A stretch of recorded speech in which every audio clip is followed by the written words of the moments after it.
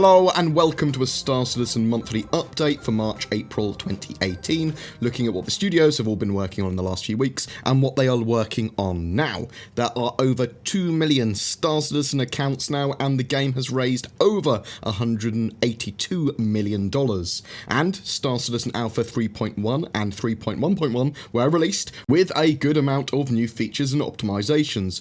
I'll be summarising most of the 3.1 features that were worked on that we know all about, unless it's information that we didn't know before during this kind of monthly update, because it might as well be new information and information that we didn't kind of commonly know. CIG Los Angeles, the vehicle feature team there, made vehicle-related performance improvements and are now looking at the scanning feature. ART made advances on both the Hurricane and updated the Constellation Outland Mustangs. Tech Design also worked on some design briefs on various vehicles that are slated for future releases. Gameplay features continued to polish the character customizer with the ordering options, minor UI tweaks, the introduction of idle animations to give characters a more lifelike representation. They added preview sprites. They are now working on more advanced tech to develop that feature out further. There was general ship improvements in missiles, countermeasures, including 3D radar UIs for missiles and proper locking functionality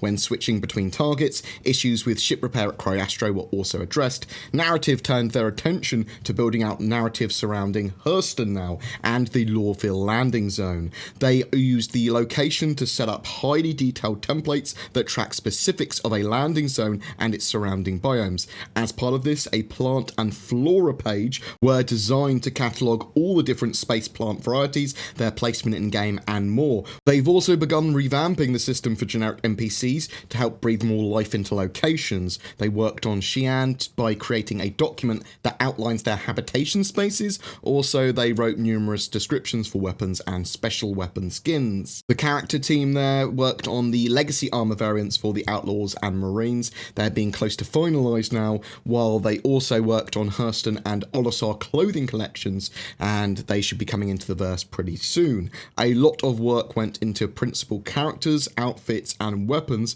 that will appear in Squadron 42, including the fleshing out of various alien species. CIG Austin, the design team there, wrapped up the last service beacon features for the 3.1 release. The finishing touches included the ability for players to see the required reputation for each beacon and their own reputation values, so they can better understand the specifics of each service beacon and mission offered. The shopping service was unified under a single umbrella instead of tracking each server's economic status. Now all game servers will be pulling their pricing information from a single source. This was always the original intention, and it fixes a few commodity trading exploits, one of which I made a video on a while ago. With this unification, the team also reconstructed commodities to better represent the flow of goods. Outposts are now the main producers of goods, and stations, such as Olisar and Grimhex, etc., are the main consumers of goods. This presents a complication though. Instead of balancing the game for a single server of 50 people, the team must now balance it for a concurrent player base.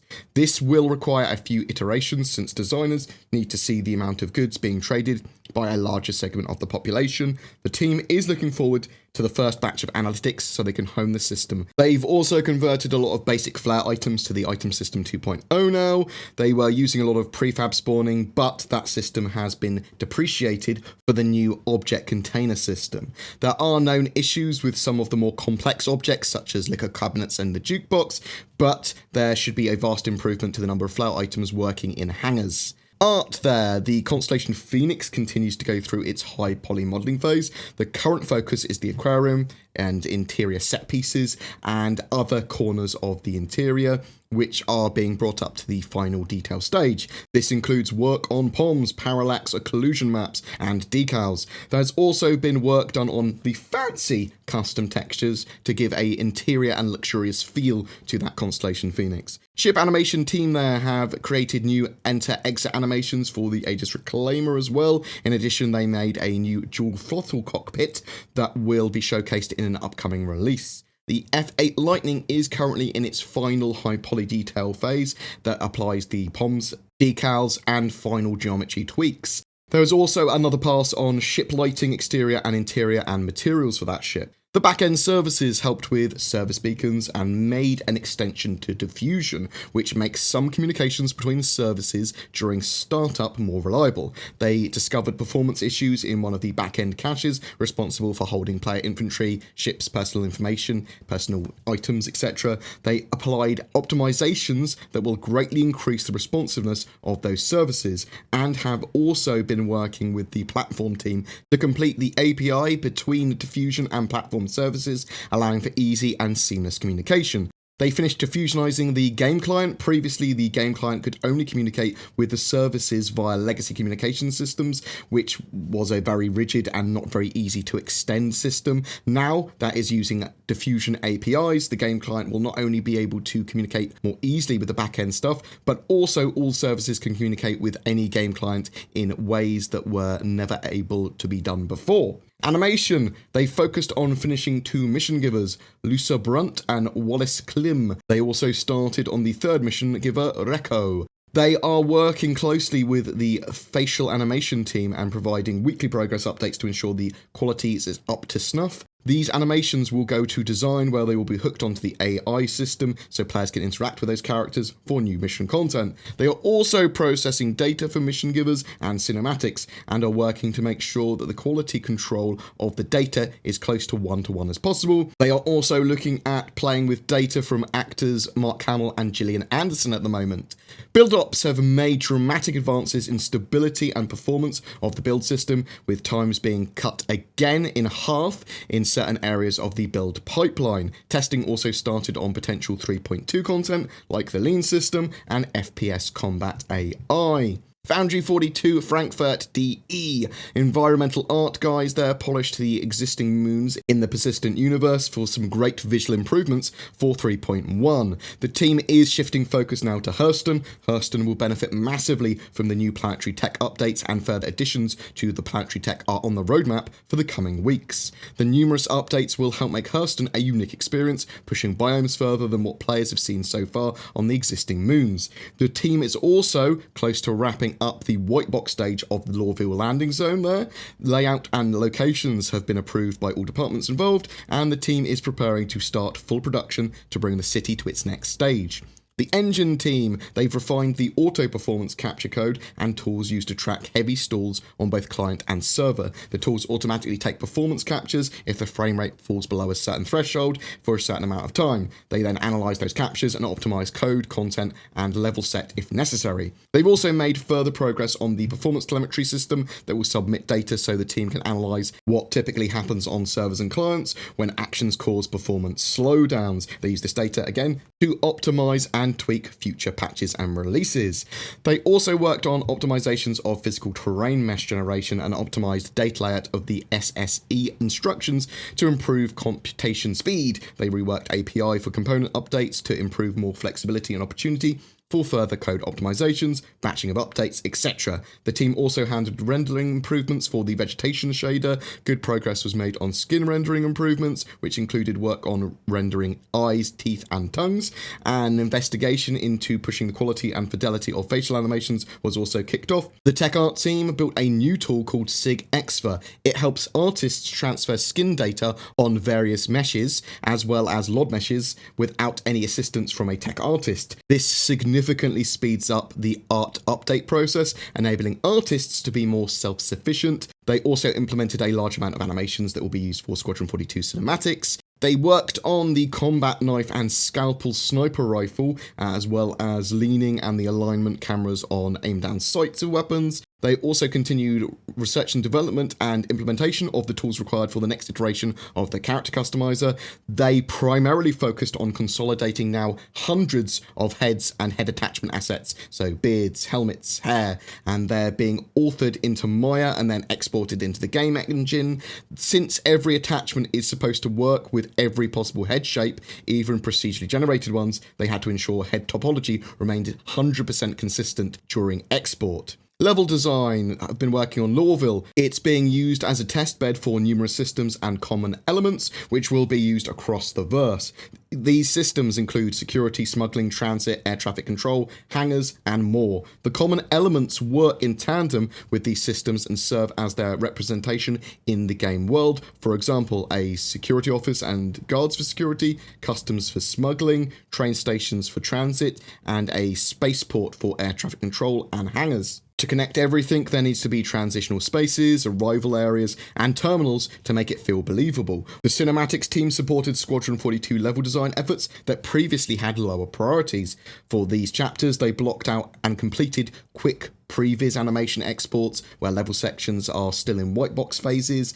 For locations that are further along, like the Stanton Idris and the Bengal Carrier, they did perform capture animation exports aligned to geometry and defined scene routes for all the actors in the scenes. This is an ongoing effort as each chapter has a huge amount of narrative scenes ranging from comm calls, conversations, walk and talk greetings, NPC chatter, and more complex scenes with multiple key characters in full-on cinematics. They've also been working on a handful of scenes featuring Gillian Anderson as Captain Rachel McLaren. With the Vandal Kingship Bridge almost finished as well, they did a first camera pass on the cinematic Vandal character sequences required for the story.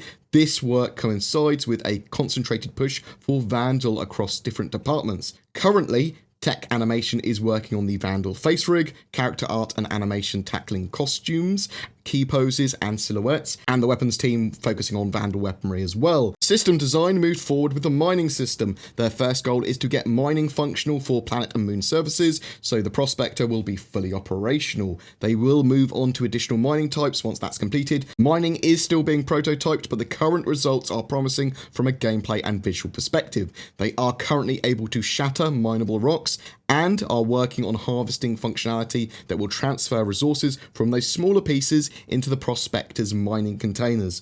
Once completed, they will integrate mining with other systems like radar and scanning, which will then be used to find mineable deposits and analyze their contents. Progress was made on the FPS combat AI. After solving low cover, they implemented high cover for human AI and focused on making the timings and transitions as snappy as possible. Now they are slowly moving into more complex behaviors like flanking, which allows AI to work better as a team and forces players to think tactically and constantly adapt to what the AI is doing. They also considered what elements from human combat could be used by alien races and experimented with ways to make them feel unique, so players must deal with aliens differently than their human counterparts through the game. The first batch of reworked ship AI is now in 3.1, as we know, though some additional functionality is still outstanding. The system is being built out so players can choose how to train and specialize their hired NPCs. FPS AI will use the same system in the future to achieve similar goals. With non-combat AI, they've experimented in small areas around Lorville to create a storytelling feel for the population.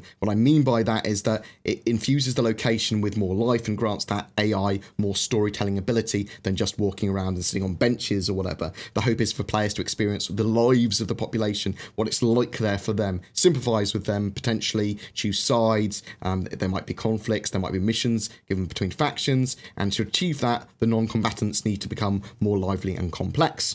The AI's team focus was primarily devoted to stabilising dogfight behaviour. Flight AI is a young system, and they're working on the skill characterisation of pilots' abilities to balance the overall combat experience. A pass was made on target chase velocities and attack ranges, two important factors to render the combat dynamics less prone to collide with obstacles and escape the assigned boundaries. The AI team also worked on improving various player interaction with combat AI. This comes in the form of new behaviors, internally tweakable parameters like accuracy and missile usage for designers, and adding wild lines for persistent universe pilots.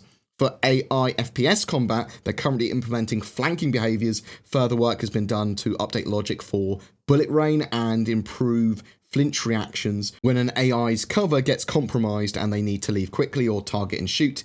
In addition, the team addressed bugs and optimized code for the 3.1 release. Turbulent! So Spectrum version 3.7.4 was released. This version included custom roles, custom emojis, and a user block list. They've been building interactions for organizations in Spectrum as well. Over the next month, the team there will refocus their efforts on the game overlay and work towards 3.2 deliveries. The team rebuilt the backend API to prepare for new services with Diffusion, although the work is not complete. They have built the base required to move forward. The rework will open the door for new features, most notably Spectrum Chat. They're also creating a knowledge base to help citizens find information as they need. So you'll basically have like a searchable database of things that will make it so that you don't have to contact customer support so much and that you can quickly find a troubleshooting tip or how do I do this? How do I do that? Work is underway on the next generation of space stations, which are called the rest stops or truck stops. They are created semi-procedurally, allowing the persistent universe to have loads of them and for them to all have their own flavour from their various modular components. They've been focusing on the first iteration of those stations and the three main location components for them. 1. The exterior. The silhouette should give you some idea of what's actually going on with the station, what actual services they provide there, and will make sense architecturally as well based on the internals. There's visual placements there, in-game ads and signs allowing for a huge range of possibilities and differences with each station. Basically, they can automate the layout generation and still have artistic control of the exterior and interior. 2. The new common element hangars. So these are being used with the rest stops. The components for them can be used with every utilitarian hangar in-game. The hangars will have the same core functionality, however, they're going to have lots of different modular and variant parts, allowing for different walls, entrances, exits, and service modules. All the hangars are going to look a bit different, basically, or can look different if they want them to, and we'll be using these a lot in-game. Very exciting hangar-wise because people have wanted hangars to persist in-game for a while. The interior, so this is the third part. They've been developing the procedural layout tools for generating the internals of a station. It's a big project though. They are at a stage where they can now accurately and to a good level produce procedural layouts for the internals that maintain visual consistency, coherence, and still make locations appear unique. A lot of this is done with smaller items, being a little bit more randomized with props and lighting placement, rather than big alterations to larger room forms. The props team have updated the entity system to allow single entities to contain gameplay features, visual keys, all via a single setup and control system.